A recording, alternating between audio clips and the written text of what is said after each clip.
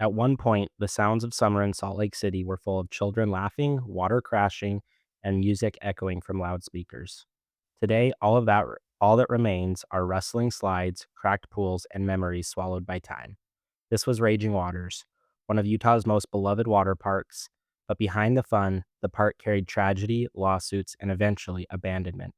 Let's dive into the rise and fall of Salt Lake City's Raging Waters. The story begins in 1979 when the park first opened under the name Wild Wave. And it wasn't just any water park, this was groundbreaking.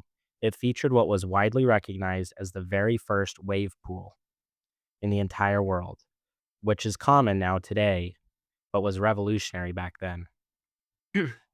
That wave pool became the crown jewel of the park.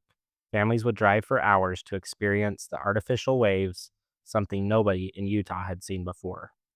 Wild Wave quickly became a summertime destination. By 1983, new ownership rebranded it Raging Waters, and the park expanded. Bright blue slides towered over Glendale, Utah. Concession stands sold dripping ice cream cones, and families across the valley flocked here for some relief from Utah's blistering hot summers. Through the 80s and 90s, Raging Waters kept growing. It featured twisting slides, a lazy river, and pools packed with thousands of guests. On peak summer weekends, it felt like the center of Salt Lake youth culture. I remember actually going to this park in the early 2000s. The wave pool was amazing, but as a kid, it was terrifying. Hundreds of people bobbed on giant inflatable tubes with waves crashing down. If you were a kid, it felt like you could get shoved under and trapped beneath these inner tubes. To me, it felt very dangerous as a kid, but everyone else seemed to really enjoy it. That sense of chaotic fun was part of what made Raging Waters unforgettable, but also hinted at a darker side, one that would come to light years later. In August of 1992, tragedy struck. 2-year-old Rebecca Clark died at the park after inhaling toxic chemical fumes in a poorly ventilated hot tub near a picnic area. The hot tub had been placed in an area that wasn't properly separated from families and children. Her family filed a wrongful death lawsuit claiming that the park failed to protect children from a hazard that never should have been accessible in the first place. This heartbreaking event didn't just impact Salt Lake City, it quietly reshaped the water park industry. Afterward, safety standards for hot tubs and chemical use at amusement facilities nationwide were updated. Raging Waters became a case study of what could happen when safety wasn't taken seriously enough. The case shook the community. Parents who dropped off kids without a second thought began to wonder if the park was truly safe. For many, Raging Waters would never be quite the same again for many worried moms. Ownership changed many times over the years. By the 2000s, Raging Waters was rebranded as Seven Peaks Salt Lake. The name changed, but problems piled up. Infrastructure aged, slides cracked, and safety complaints grew louder. That was what was once the jewel of Salt Lake summers was slowly becoming an eyesore. I remember going to the park when it was Seven Peaks, and even then, it didn't feel like a fun, polished water park.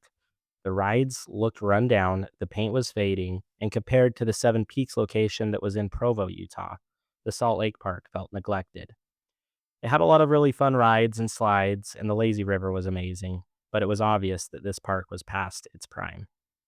By then, families had more options. The water park at Lagoon Amusement Park, Cherry Hill Water Park, and even the city had some free splash pads. What was once cutting edge had become outdated. By 2018, this park completely shut down. After its closure, the park sat abandoned for years. The bright slides faded, the pools filled with stagnant water, and vandals left their mark on nearly every structure. Urban explorers crept through the ruins, filming eerie walkthroughs of broken slides and forgotten concession stands. Many locals still remember sneaking in during those years. They describe the silence as unsettling, walking through a place that once overflowed with noise and energy, now completely still. In 2021, the demolition of Raging Waters finally began.